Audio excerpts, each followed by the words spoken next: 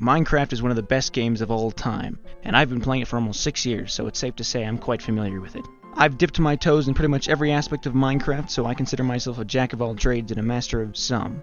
I've played modded and I've hosted servers, I'm great at redstone and I'm experienced with commands. I'm cracked at PvP and I've done a good handful of parkour. I like diving into Minecraft's mechanics and making auto farms and hardcore survival. I've attempted building a few times and can't seem to get a hold of it, so we're gonna skip past that. Speedrunning is a category that I never really paid much attention to, but it blew up recently thanks to Dream. I've never tried speedrunning before, so it sounded like fun. Then I came to the realization that achieving a world record is a bigger deal than I had originally thought. At that moment I realized my next goal. I wanted to break a world record and set my name in stone alongside the most skilled players like Dream and Technoblade. Before you roll your eyes at me and say good fucking luck or dream on, just hear me out.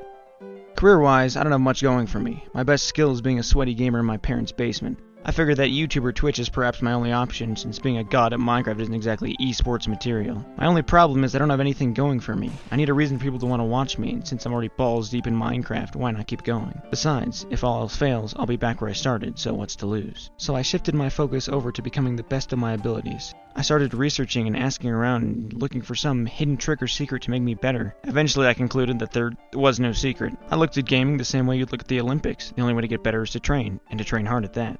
I spent over $200 of my life savings on a keyboard, mouse, and mousepad, and over the past month I've been focusing on enhancing specific skills. In the beginning, I was more focused on speedrunning. I was unhappy with my crafting speed, so that's the first thing I focused on. I created a world that I would use to train and improve my skills. Using a little redstone and a few commands, I threw something together to help me train. I was practicing this for hours a day with minor interruptions here and there, and I began developing better and faster ways to craft. After a while I decided I needed to focus on more than just crafting, so I set my next focus on constructing portals. Once again, I built a little contraption for practice and developed my portal building abilities. Great, I'm a faster crafter, I can quickly make portals. The next step was obvious, the dragon fight. I did some research and found a tutorial on something called one cycling. If you don't know, one cycling is eliminating the dragon using beds the moment he dives down to perch above the portal. The creator of the tutorial published a practice world that I downloaded. I was getting pretty good at it, but when I tried applying my new skill in runs, it wasn't working. The practice map I'd been using was spawning the dragon in the same place every time. I later came to realize that this was the problem. In an actual run, the dragon can come down from any angle. This meant that the dragon's rotation pattern was different each time, making the world I was practicing on worthless. I did some more digging and found another practice world that solved this very issue. After changing the world to my liking, I began practicing one cycling this way, and it was working. At this point, speedrunning with my achieved skill was going pretty well. Even so, I still continued discovering more areas that I was lacking in, and I built contraptions to work on them. I concentrated on developing hotkeys, activating end portals, slaying golems, blocking arrows, killing blazes, shooting end crystals, etc. I even started optimizing my methods of getting stone tools and managing resources. Suddenly I hit a roadblock.